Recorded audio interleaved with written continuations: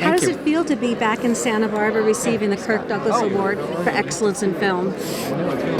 Well, I always love coming up here. We've had some wonderful events that we were part of with Leonard Maltin and with Leo DiCaprio, and really always good memories. And it's so beautiful up here. It's so beautiful. To be receiving this award is very special because I'm a great admirer of Kirk Douglas, and as I was saying earlier, that pretty much I saw all of his films from 1946 on. When I was growing, I was 5 years old, so it was a very formative time, going all the way up into the 60s, you know. Well, this event is the largest fundraiser of the year for the Santa Barbara International Film Festival, for the philanthropic work it does in education and film for youth. What does it mean to you for the advancement of film for future filmmakers and youth?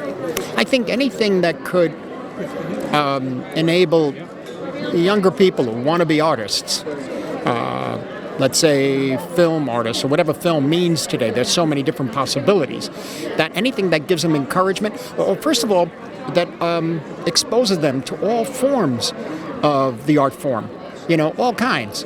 And the big issue here is the inspiration to do something. Talent is one thing, but you need the inspiration.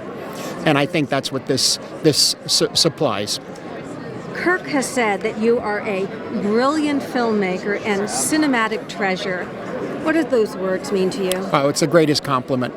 And I wrote him a letter once. I told him, because he was like, I said, I said, we never worked together, but I said, I can't imagine cinema without him. I said, he's like in our DNA, you know.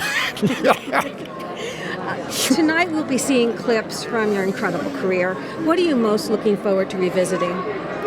Of the clips? Mm-hmm. Well, I like watching the film I made of my mother and father. I know you always refer to it as narrative films, right? I mean, but this nonfiction thing I made of my parents, I always enjoyed because I learned so much from it. I made it in 1974. And then there's some scenes from Irishman, which I enjoy watching repeatedly. Now, you've worked with actors like Leo and Robert De Niro time and time again. How does that inform the way you direct a film? Well, I think, first of all, to work with them so often, it has to be, what's the word? They have to fit the material and vice versa, you know? And so, particularly with Bob, at first, a trust developed. We found ourselves, what's the word? We're always veering towards a certain type of picture. We tried to do something quite different in King of Comedy back in 83 I think it was. And at that time was rejected by everyone. And so we didn't work together again until Goodfellas. And then the last time Bob and I worked together was Casino, 1995. We've been trying to get back together. Leo is something else entirely, you know, but again, there's that bond of trust. That's important, and a fearlessness on Leo, the way Bob has. Can you talk a little bit about your journey making The Irishman? I understand it was in pre-production for quite a while. It was pre-production for quite a while, but the issue was that De Niro and I were looking to make a picture together one more time since 1996, you know? So a lot happened during that time. Sometimes we grew together, sometimes apart.